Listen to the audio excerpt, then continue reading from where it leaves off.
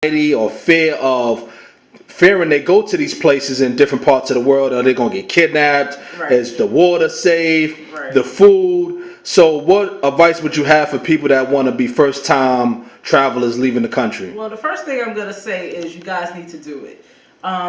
You hear a lot of stories about if I go to Haiti, you're going to get robbed. If I go to Africa, they're going to take all my stuff too. All of these negative stereotypes about different cultures and customs when a lot of that is not even the reality. I mean, right now we're in North Carolina. Do you know the stories that we hear in New York? You know, a lot of people trafficking drugs down there. Be careful. It's all this nonsense. So if you go to New York, you're going to get mugged. Listen, go out, experience life, and stop allowing other people to tell you what somebody else is doing or how somebody else is living. It's about exchanging cultures, getting a different type of understanding for yourself, and not judging people and you don't even know them. Facts. So, I've been to Africa a few times. I've been to South Africa a couple of times. Wow. The most beautiful place in the world.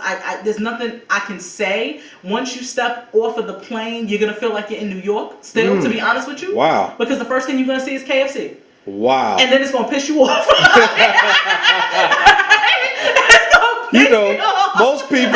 Most people think lions, tigers, bears, and they thinking that's the depicted, and that's what media fails to do. They don't show the beautiful parts of Africa. Right. It's always the starving kid with the flies on his eyes. What's up? Why it's always got to be about the starving kid? So you telling me they're very industrious out there? They got buildings. They got better trained systems than we do in some parts. Like they're very developed.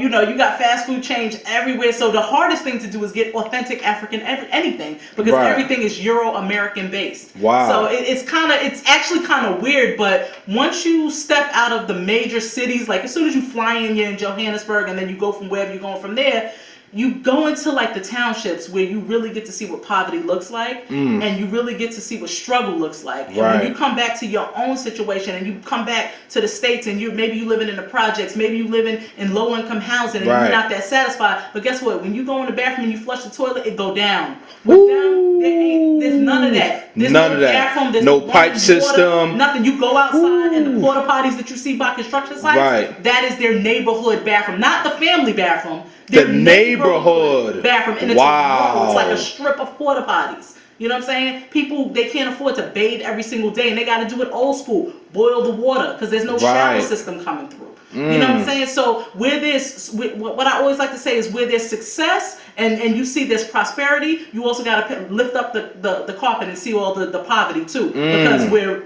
a lot of people have, there's a lot of people that don't. And that's in every community, every nation around the world. So my thing is I went out there and I met the best people who I still have connections with. That's so amazing. I'm going to shout out to the Kailicha Township in South Africa. Wow. My heart is still with y'all. I work with the kids out there. That's I amazing. worked with the NGO, a non-governmental organization, for like 3 months. I did an internship. So if you're looking for opportunities to go, do it through education and do internships and travel. You'll be covered. You'll go there with a group of people. You'll have housing, and you'll be it'll be safer. It'll be safer if you need to travel like that. My first time I went with a So that's what you recommend, the NGO? Do the NGO route, go through school and do some type of exchange program and just go out there for a couple of months, and you'll feel the connectivity because you'll be there with other Americans who are just like you exploring it for the first time, and you'll feel safer. But for me, the first time I did it with a church.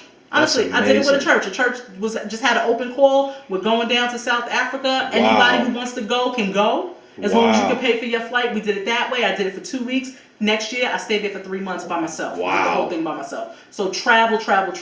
Just do it. Get out there. And please visit African countries before you straight up go to Europe. You know what I'm saying? Go back and see where you're coming from. I'm talking to all the brown babies out there. Origins. You need to see yourself in positions of power. You need to see yourself in nations where it's black people ruling, so you can understand that you're more than just what we're going through right now in this American system. We are people of prominence. We have dignity. We have thinking power. We are brain power. We are ingenuity. We're not just, some people want to say, oh, we're just ditch diggers, blah, blah, blah. No, we're not. We're bigger than that. We're better than that. And you need to see it for yourself. Don't allow anybody to tell you who you are. So, Hill TV, raising that up. That's facts. Oh, absolutely. That's facts. I think, like you said, I can already tell from your...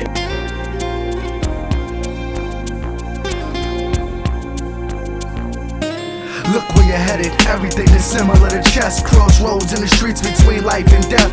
Lost soul 6 feet when the mics are blessed. Only one life to live, ain't no time in death. Look where you're headed, everything is similar to chess. Crossroads in the street between life and death. Lost soul 6 feet when the mic to bless. Only one